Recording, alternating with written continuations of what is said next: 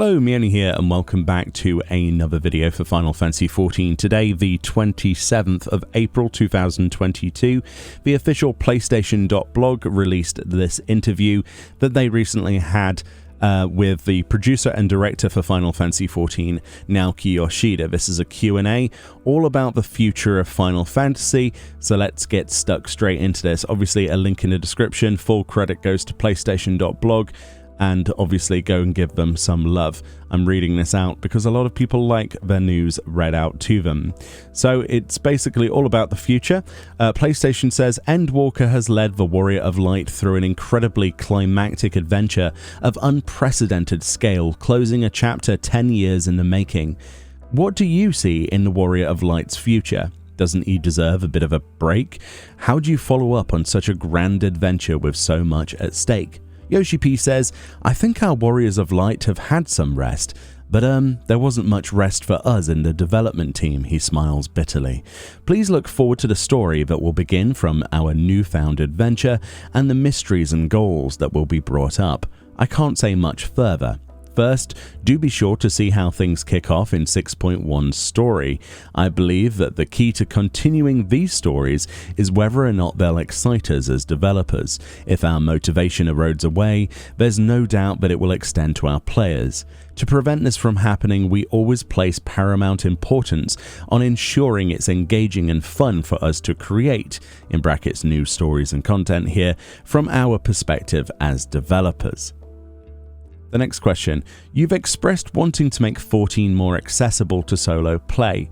How do you marry the idea of an MMO by design a multiplayer experience and solo play? What is your design philosophy there? And how do you approach these changes while staying true to the MMO aspects? So Yoshi P says the answer is simple. My concept is to make the most of Final Fantasy XIV's characteristics as a story-driven MMORPG and make it so that only the story can be played through on a solo basis. So marrying isn't the right expression, and what I want to do is lower the barrier for entry among those who feel intimidated by MMORPGs or who are not good at multiplayer games. Of course, I'll be happy if players are satisfied after completing just the story, or if throughout their journeys they discover the fun of multiplayer and MMORPGs, leading them to try out various types of content, end quote.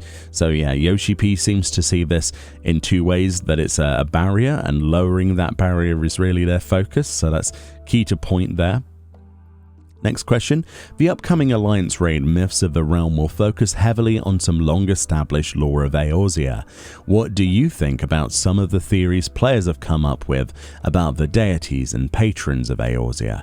Will our chosen deity in character creation finally have an impact beyond flavor lore? Yoshi P says, of course I look through the theories players come up with, and it seems that some of them may not be far from hitting the mark, he laughs. In the Alliance raid, the story will about the very existence of the 12 and their true nature. However, the deities chosen during character creation will not affect your status during the battle. Our players need not worry. So basically, it doesn't look like there's going to be any implications from your starting choice. Myself personally, I would have preferred that to be the case, but he does say specifically in brackets during the battle in this section here, so maybe that means that we might see obviously details about that chosen choice in the future in the storyline itself. Maybe there's going to be a dialogue option that's specific to our choice. Alrighty, next. In some of the changes you've announced in your 10-year plan for the game, the graphical update has had many excited. How do you approach a project of this size, and what are your main areas of focus? Yoshi P says, my key area of focus was on those players who have spent a long time playing 14 and developed a strong attachment to their avatar. I don't want them to think, my character looked better before, or this doesn't look right with this particular update. The beauty of graphics depends not only on the method used, but also on the sensibilities of the individual. So I am merely aiming for the evolution of graphics from the perspective of 14. To this end, we created numerous batches of test data, while the artists, engineers and I discussed and decided on an approach for updating the shaders, the lighting and textures that would be employed. Lastly, it's a matter of the game's creative direction, so it also largely depends on my sensibilities in relation to judging. Yes, this works.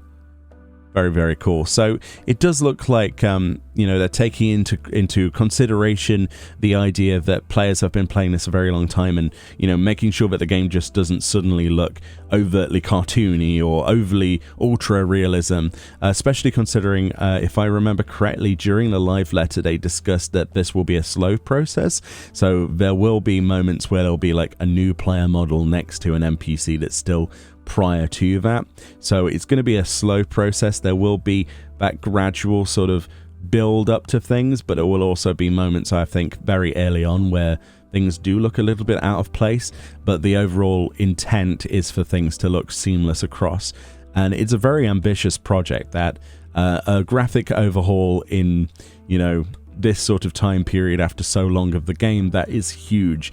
And I can imagine that's going to be a lot of resources used and a lot of pain on the team and stress. But once it's done, though, it will look gorgeous, right? And it's very ambitious, very, very respectful sort of behavior, really. I have no idea how they even approach that. But as Yoshi P says, it's methodic and all about his own judgment. So he hasn't led us astray so far.